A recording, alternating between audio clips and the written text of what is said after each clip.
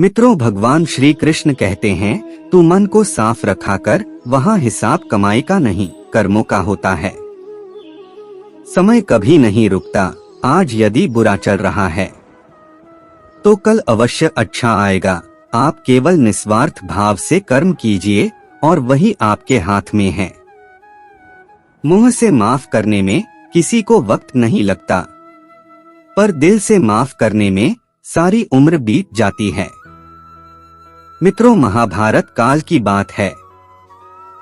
एक बार कृष्ण और बलराम किसी जंगल से गुजर रहे थे। चलते चलते काफी समय बीत गया और अब सूरज भी लगभग डूबने वाला था। अंधेरे में आगे बढ़ना संभव नहीं था। इसलिए कृष्ण बोले, बलराम, हम ऐसा करते हैं कि अब सुबह होने तक यहीं ठहर जाते हैं।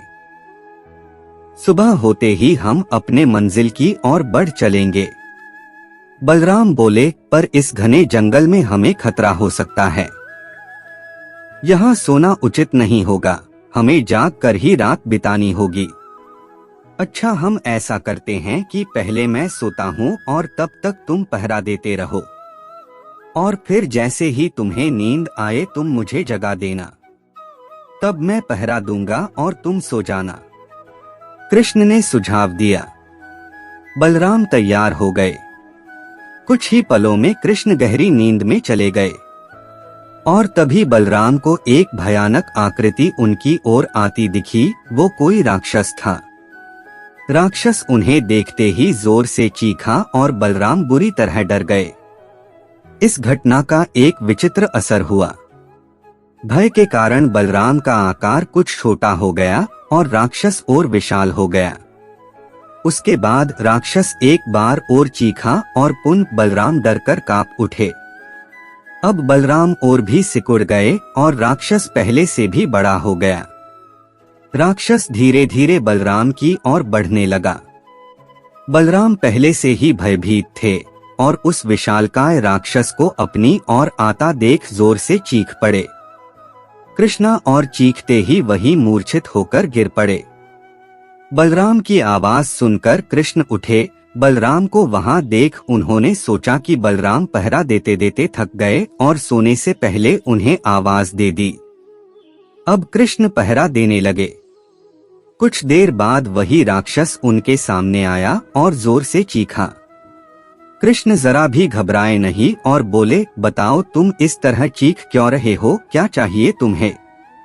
इस बार भी कुछ कृष्ण के साहस के कारण उनका आकार कुछ बढ़ गया और राक्षस का आकार कुछ घट गया। राक्षस को पहली बार कोई ऐसा मिला था जो उससे डर नहीं रहा था। घबराहट में वह पुनः कृष्ण पर जोर से चीखा। इस बार भी कृष्ण नहीं डरे और उनका आकार और भी बड़ा हो गया, जबकि राक्षस पहले से भी छोटा हो गया। एक आखिरी प्रयास में राक्षस पूरी ताकत से चीखा, पर कृष्ण मुस्कुरा उठे और फिर से बोले, बताओ तो क्या चाहिए तुम्हें? फिर क्या था, राक्षस सिकुड़कर बिल्कुल छोटा हो गया और कृष्ण ने उसे हथेली में लेकर अपनी धोती में बांध लिया और फिर कमर में खोस कर रख लिया। कुछ ही देर में सुबह हो गई। कृष्ण ने बलराम को उठाया और आगे बढ़ने के लिए कहा। वे धीरे धीरे आगे बढ़ने लगे। तभी बलराम उत्तेजित होते हुए बोले, पता है कल रात में क्या हुआ था? एक भयानक राक्षस हमें मारने आया था। रुको रुको, बलराम को बीच में ही टोकते हुए कृष्ण ने अपनी धोती में बंधा राक्षस निकाला और बलराम को दिखाते हुए बोले, कहीं तुम इसकी बात तो नहीं कर रहे हो? हाँ, ये वही है।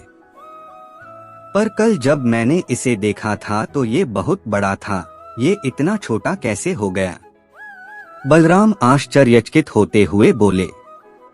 फिर कृष्ण बोले, जब जीवन में तुम किसी ऐसी चीज से बचने की कोशिश करते हो जिसका तुम्हें सामना करना चाहिए, तो वो तुमसे बड़ी हो जाती है और तुम पर नियंत्रण करने लगती है।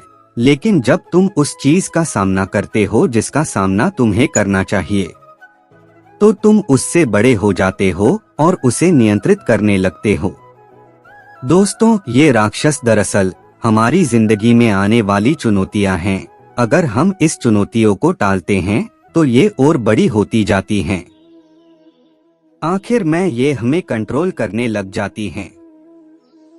इसलिए हमें इनका साहसपूर्वक सामना करना चाहिए ताकि हम उन पर काबू पा सके।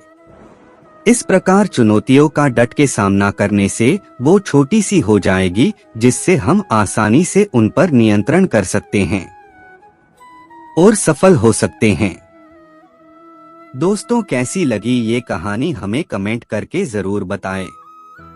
नैतिक शिक्षा की कहानियाँ, मोटिवेशनल कहानियाँ, अच्छी कहानियाँ और प्रेरणादायक कहानियाँ जानने के लिए वीडियो को लाइक और चैनल को सब्सक्राइब जरूर करें।